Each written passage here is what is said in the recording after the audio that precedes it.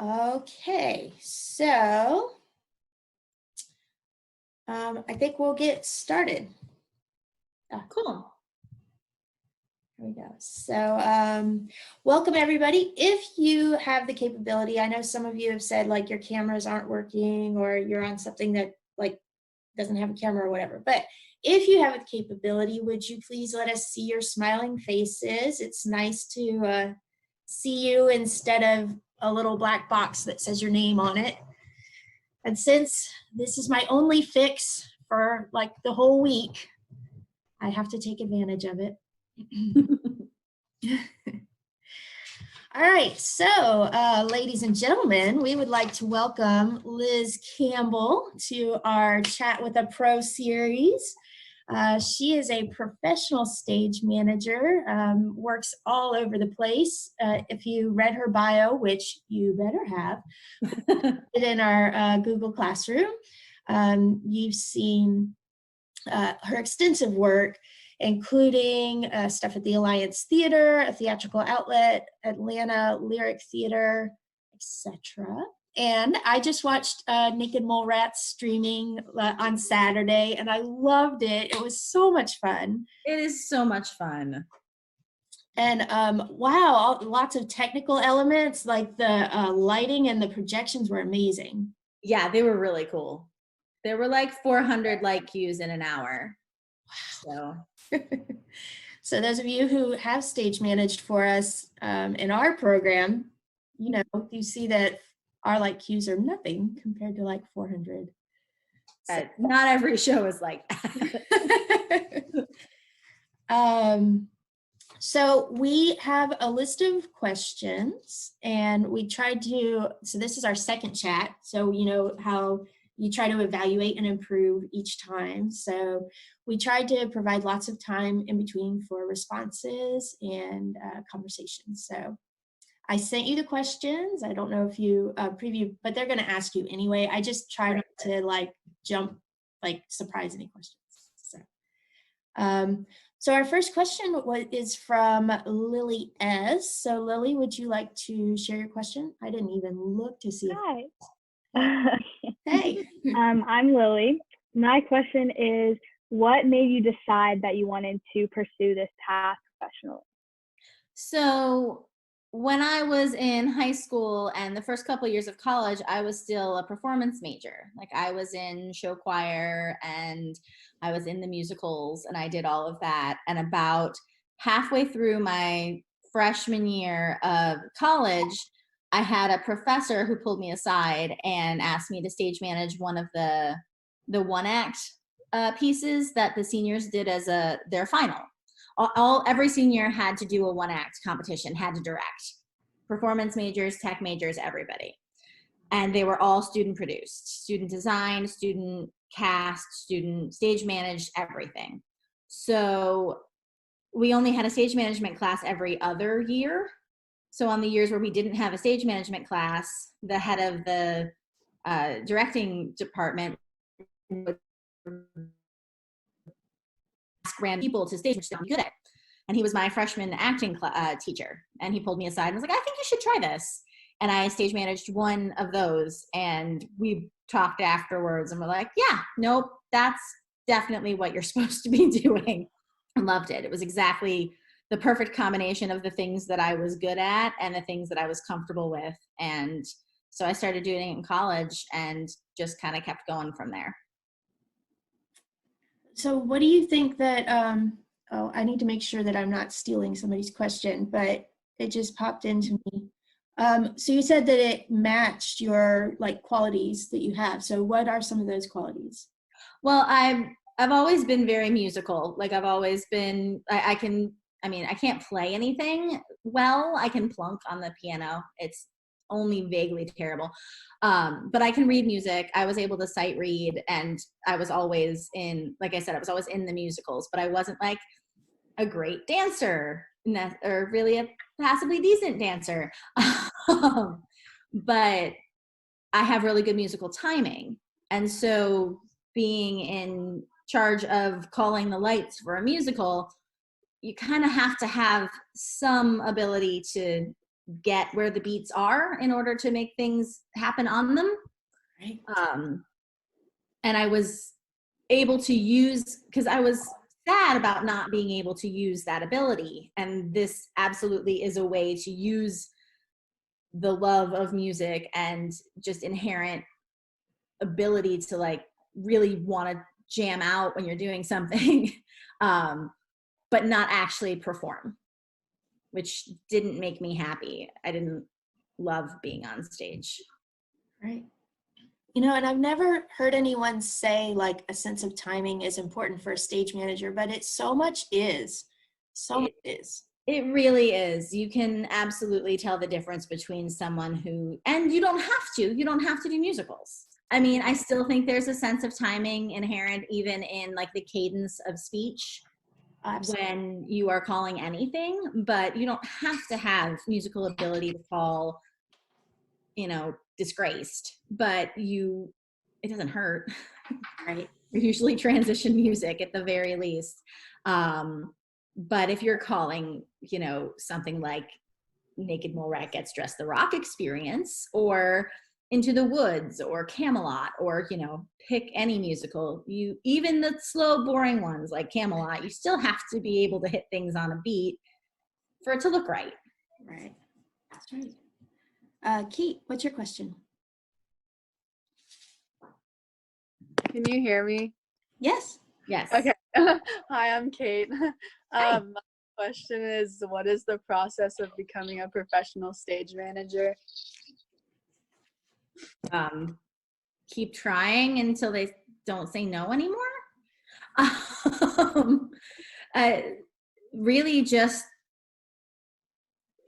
I started as an apprentice. I started, you know, working when I was in school up in New York. I worked with a person who was a professional stage manager, and I assisted her on a couple of shows when I was still in school. And then when I moved here, I was an apprentice at the Alliance 15 years ago. And I just kept learning and kept taking as many jobs as I could afford to take while still working, you know, other jobs, because that's basically life in theater. And and I am lucky, honestly. I happened to be in the right place at the right time a couple of times, and I'm grateful for that. But it's really mostly working and just knowing that it doesn't matter how long you've been doing it, you can still learn from other people. Sometimes what you learn is how not to do something. That's still a valid thing to learn. Even if you're working with somebody, you're like, oh, wow, okay. You can still learn, all right, I never want anybody to think the way that I feel right now. I don't ever want anybody else to feel that way. So I know what things I'm never going to ever do or say. Still a valid thing to learn. Yes. So that answers it. Emma? Hi, I'm Emma, and my question is, what was your first job in the theater? That would be like outside of school. It was working with she went by Coop. Her name was Christine Cooper, and she was an equity stage manager who lost her position at the theater that she was working at. They lost equity contracts, so she couldn't work there. So she started her own theater company, and she used students from the college because we were nearby and trained us. So there were a few of us that went and worked for her. And I think the first show I did was, she really liked to do You're a Good Man, Charlie Brown. Like, really liked to do it. I think I did it 3 times, and I was only in college for 4 years. Wow. Yeah, and it was the old version. Like, it didn't even have new philosophy. Like, it's easy to do, and all you need is a doghouse and some oversized pencils, and you're pretty much there. So, I think assistant stage manager technically was my title. But yeah, that was the first thing I got paid to do. And then I ran Follow Spot for a different version of You're a Good Man, Charlie Brown. They really liked that show. Do you mind sharing with us, if you remember, how much you got paid at your first job? Michael Stiggers told us they paid him $400 for 6 weeks for his first show. $250 for 7 weeks. Mhm. Might have been 6. Yeah. I'm older than Michael though. All right, Lily T.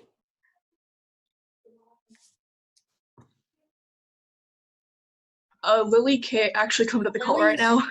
I was like, I can't see a box with Lily. Oh yeah, I was gonna say I didn't see Lily either. Well, I can ask Lily's question. If you had to describe your job in 5 words, how would you describe it?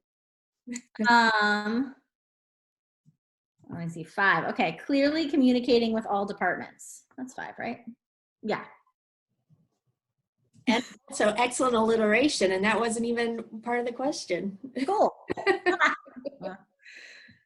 Yeah, I think that basically sums up stage management, kind of. It's what we Yes. do all the time. Definitely the communication hub. Yeah, have to be. Yes.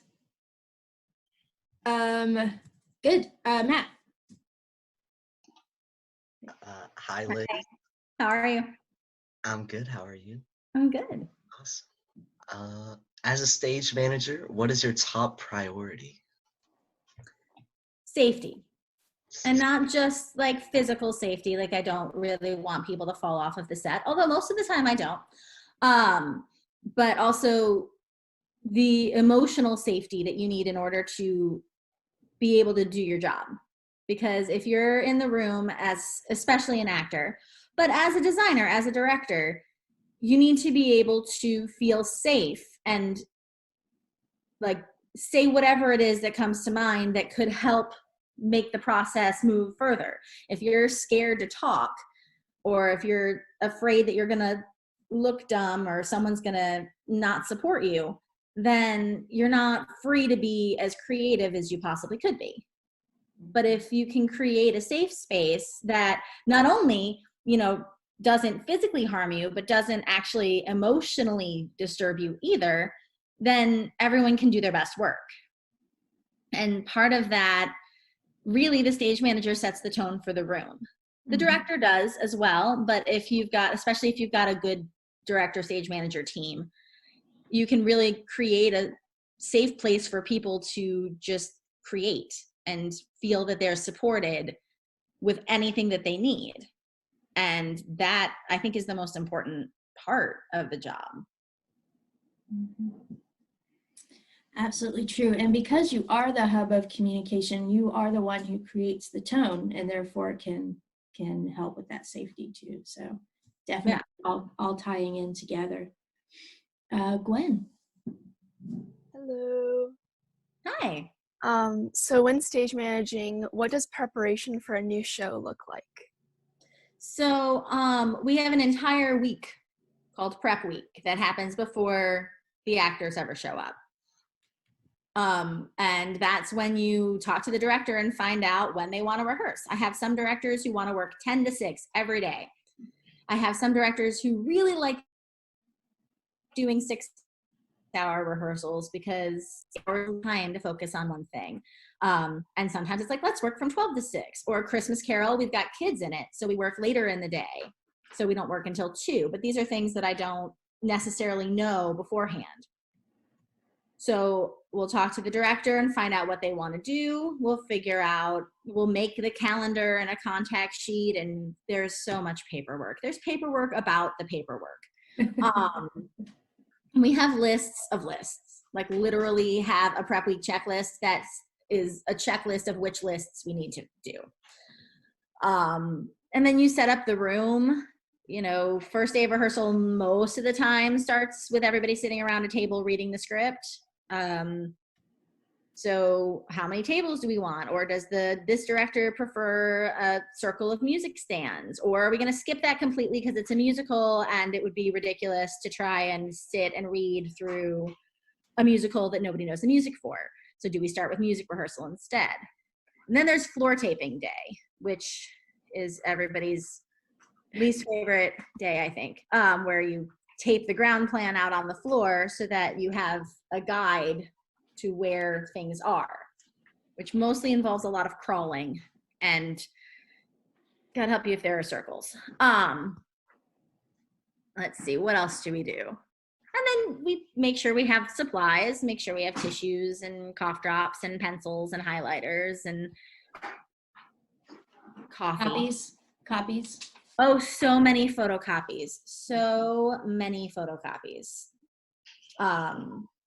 We make sure that someone has photocopied all the scripts, and if there's music, the music. And then we make copies of all of that paperwork and emergency medical forms and, you know, mutual respect policies and how do I get into the rehearsal hall and what's the Wi-Fi. And we set up a bunch of different bulletin boards. We have call boards all over the place. It really is it's a solid 5 days worth of work with 2 or 3 people on a team to get everything where you want it to be. I used to call everybody. God, like 10 years ago, you had to call everybody in the cast and just check in and did you get this? Now I'm like, nobody answers their phone. Nobody answers their phone. Right. I just send an email and I'm like, reply to this. And if you don't reply to it, then I call you and bother you. But I'm not going to sit and call 25 people and make sure that they all read an email that I know that most of them have already read.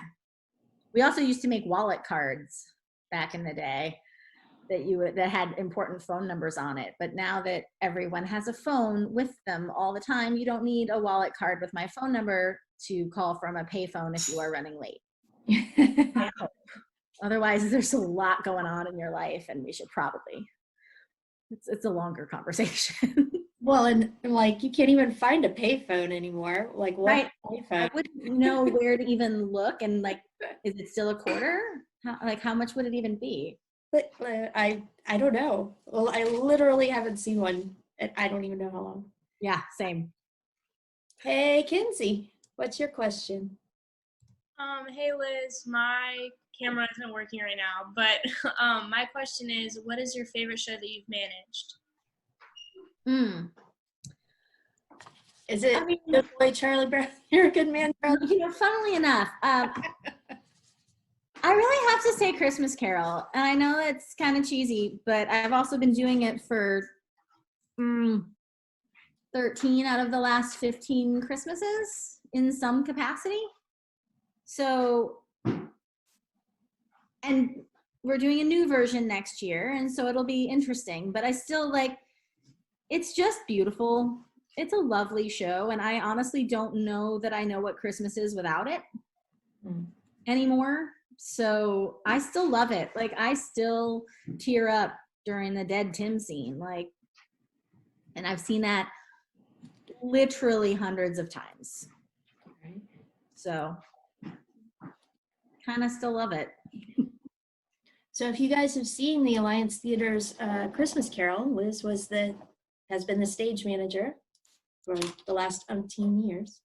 Yeah, I started as an apprentice, and then I was run crew, and then I was the assistant stage manager, and then I took over as stage manager when the old stage manager retired, which was like 6 years ago, 7 years ago, something. Cool. So Ellie. Hi.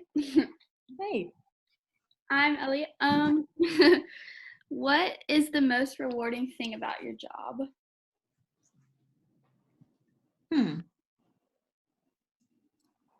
I mean, I really enjoy, sometimes it can just be really fun. Like, it's a lot of work, but I get to meet new people all the time because, you know, you work with a group of people for 7-8 weeks and you spend basically all of your time with them. You pretty much don't see other people. You're lucky if you get to see like your family, but you see these other people constantly.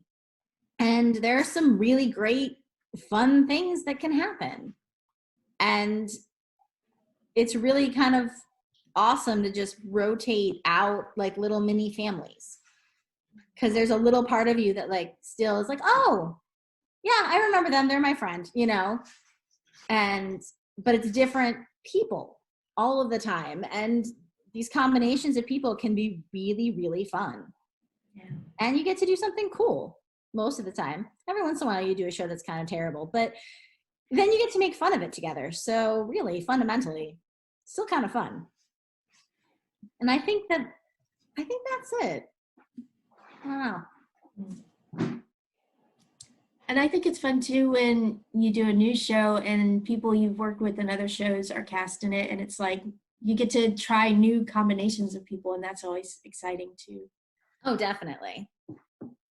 So, Analia. Hello there, I'm Analia.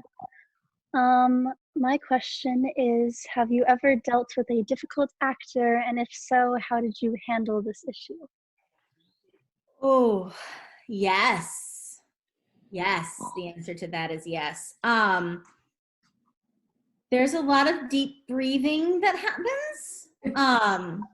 And I have a difficult time sometimes telling my eyebrows not to respond when they shouldn't. But you know, the thing I said about how you spend 7 or 8 weeks with a group of people, but it's only 7 or 8 weeks. And then hopefully if they're horrible, you don't ever see them again, or you can make a point to not see them again. There's only so much you can do. And it also depends on who it is. If it's someone who is young and is still learning, and I have the ability to pull them aside and be like, hey, maybe we need to pull back on some of this behavior, I can do that. If it's someone that is brought in from New York and is a lead and you really have no choice, you spend a lot of time nodding and smiling and trying to help everybody else not kill them, mostly. Yeah, sometimes you just kind of smile a lot and hope they go away soon. That's a strategy. Soren? Hi, my name is Soren. My question is, have there ever been any crazy mishaps that occurred during show, and how did you deal with them? Oh, yes. Let's see. What has happened? Well, okay, so during Naked Mole Rat, Rachel, you saw it yesterday or whatever. Saturday. Yeah. There's a sequence where the weather rat and the news rat are projected up on a screen. And they have cameras focused directly on them. So it looks like a news story is happening. And one of the days someone hit the camera in the balcony and it refocused to a black section of wall. So when we cut to the camera, we had the super titles that said like, you know, Daily News or whatever, but just nothingness on the screen. So, hold on. One. So we cut that camera. I had the lightboard operator cut that camera out and just keep it on the weather rat. And we whispered to her in the corner, like, keep acting because the camera's staying on you, while the one of the follow spots had robotic control over it and was moving it back into place so that by the third time we got to him, we actually got most of Lowry's head.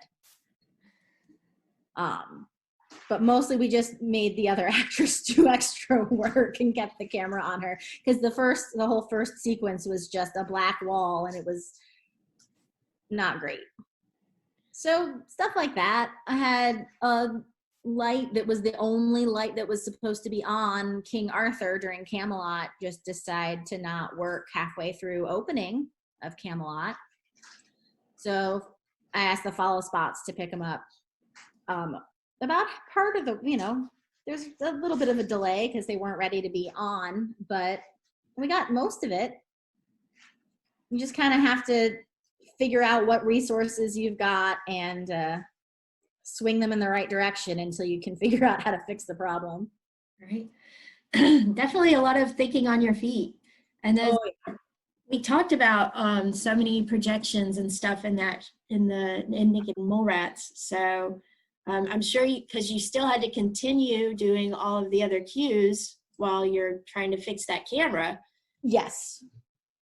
That was very hard to continue calling and then in between every single word, just continue a conversation about how to fix it, but while still stopping to be like, okay, lights go. All right, now we need to lights go, do this. And then that was fun. Looked real great. Lots of fun, yes. So Josh, what's your question? Hi, so my name is Joshua, and so my question is, what skills are needed for someone who's in a position like yourself?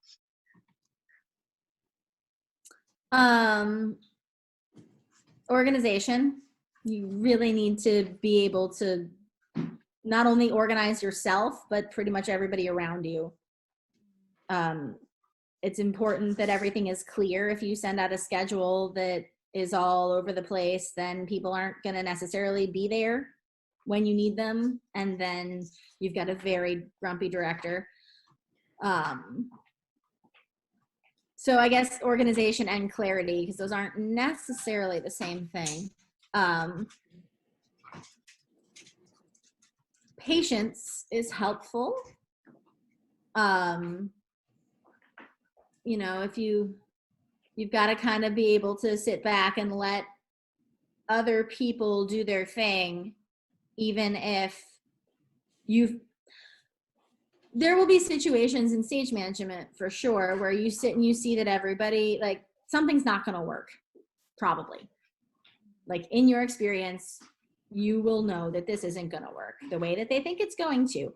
But it's not your job to say, hey, this isn't going to work the way you think it's going to. It's your job to sit back and let them figure out that it's not going to work, because they generally, the director, the designers, will come up with something way more creative than like I ever will. I can tell you something's not going to work, but I can't tell you necessarily how to make it work better. But until they figure out on their own, this isn't going to work, they're not going to put their super creative brains to how do I make this better? So you just kind of sit back and let it happen, which can be frustrating when you know inevitably it's not going to work. Trying to think. I mean, I personally think it's important to kind of have the ability to have a chill personality while still being in charge. I don't know what that's called. Does that have a word? But if you're the type of person that, in order to be in charge of a group of people or a room, you kind of always sound like you're freaked out, it's not super helpful. But you can't be so chill that nothing ever gets done. So it's walking a line between, like, I am focused and I'm not so overly worrying about it that everybody around me is freaking out.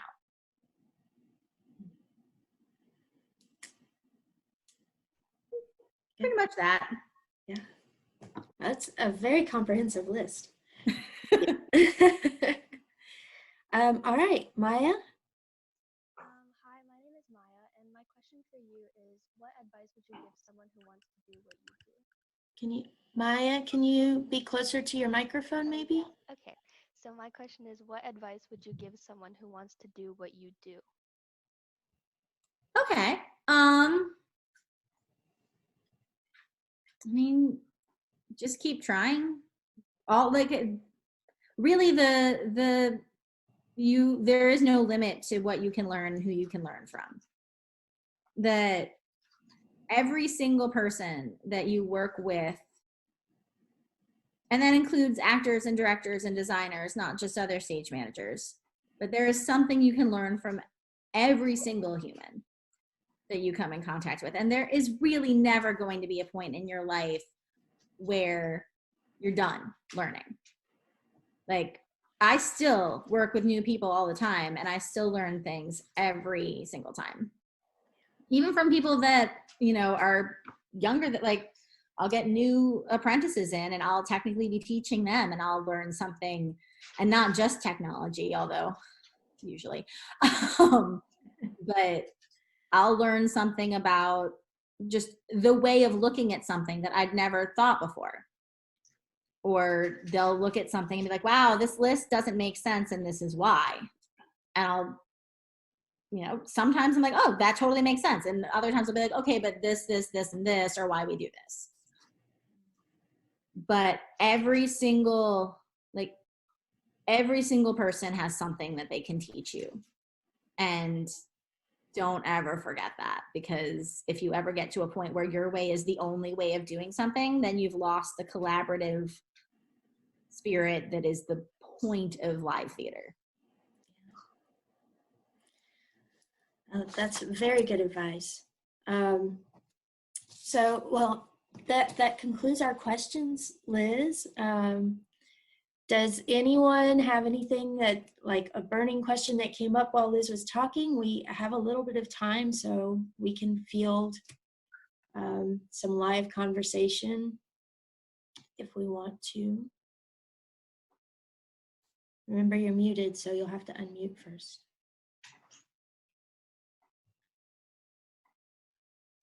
Hello. Hey, Gwen.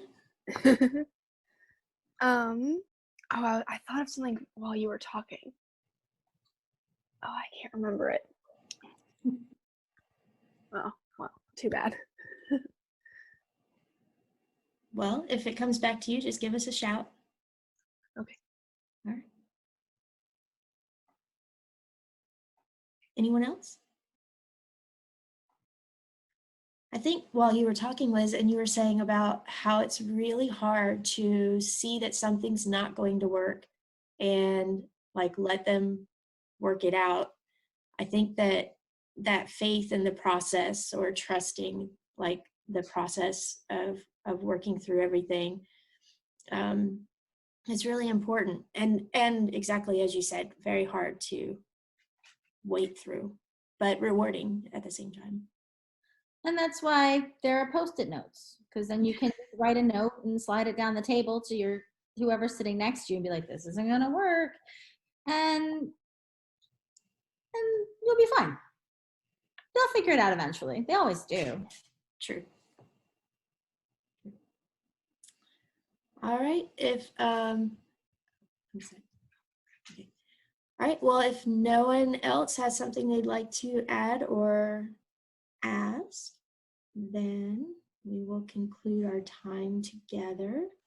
If I could ask the advanced drama students to stay behind for just a second, that would be great. And can we say thank you to Liz for joining us today and imparting us with her awesome stage manager wisdom. Thank you. Thank you, Liz. Thank you.